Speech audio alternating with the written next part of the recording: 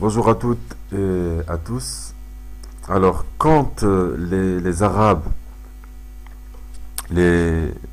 qui se disent musulmans ne sont pas soumis à l'islam authentique, ils sont l'une des pires des races sur la planète Terre. Et oui, en effet, on les voit, c'est la réalité. Ils sont barbares, ils sont hypocrites, ils sont lâches. C'est des vendus, ils sont sauvages, ils sont fous, schizophrènes, désœuvrés, menteurs, imposteurs, haineux, racistes, impolis, ils sont drogués, voleurs, sales, ignorants, etc., etc., etc. Parce que c'est quoi qui apporte justement de l'excellence chez l'humanité? C'est l'islam authentique. C'est l'islam authentique qui apporte la justice, les droits aux gens, au peuple, de l'excellence aux hommes et aux femmes, de l'excellence dans la propreté, dans la miséricorde, dans la patience, dans l'humanisme, dans le savoir-vivre, dans le savoir-être, dans plein de choses. Et une fois de plus, les systèmes, justement ces systèmes dits arabes, nous démontrent qu'ils ne connaissent que la sauvagerie et la répression aveugle face à des populations aussi sauvages qui méritent ce qu'ils ont maintenant, car ils sont anti-islamiques. Voilà, malgré qu'ils se disent tous musulmans, et quand on les voit dans les mosquées, on dirait des anges, et dès qu'ils mettent le pied en dehors de la mosquée, ils deviennent des barbares. On assiste à des répressions sauvages qui s'abattent tous les jours sur les populations qui protestent contre justement ces conditions de vie indignes imposées par ces régimes totalitaires dont le seul but est le pouvoir et l'argent. Des répressions contre tous ceux qui luttent pour faire valoir leurs droits légitimes.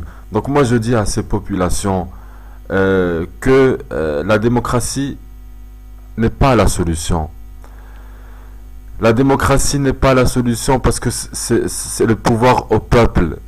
Et imaginez si on donne le pouvoir au peuple et que ce peuple est inconscient et qui ne raisonne pas bien et qui choisit donc la perversion, la corruption, la sauvagerie comme modèle de vie.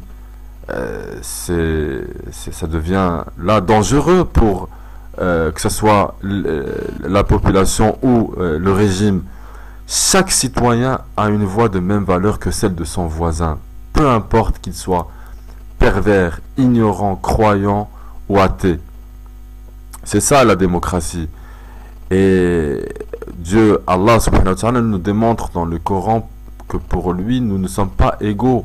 Et c'est ça la réalité. Nous ne sommes pas égaux. Jamais on pourra mettre tout le monde dans le même pied d'égalité. Il y a le noir, il y a le blanc, il y a le riche, il y a le pauvre, il y a le fort, il y a le faible, il y a le en bonne santé, le malade, il y a donc c'est comme ça. Il y a c'est la vie, elle est comme ça.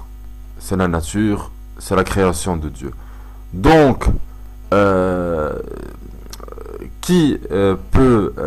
c'est quoi le meilleur système? C'est l'islam, parce que c'est l'islam qui garantit justement la justice à chacun. L'islam authentique qui garantit les droits de chacun. Et l'islam est fondamentalement antidémocratique, puisque le principe d'égalité est rejeté par Dieu, par Allah subhanahu wa ta'ala. Donc, seuls les croyants sincères seront les gagnants, et sont les gagnants. Alors, sachant tout cela, comment est-ce possible que des musulmans votent pour des mécréants qui se présentent dans des systèmes démocratiques ou des élections par voie démocratique? Non, c'est pas possible. Surtout que ceux qui seront élus vont pouvoir se permettre justement de rejeter les lois de Dieu au profit de lois émanant de leur ego et de leur passion. Ça, c'est pas possible.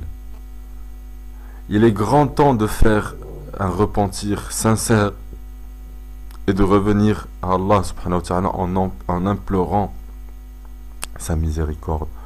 Nous devons adorer Dieu, adorer Allah subhanahu wa ta'ala sans rien lui associer, c'est c'est- c'est obligé pour réussir dans cette vie et dans la vie éternelle. Je vous remercie de m'avoir écouté et à la prochaine.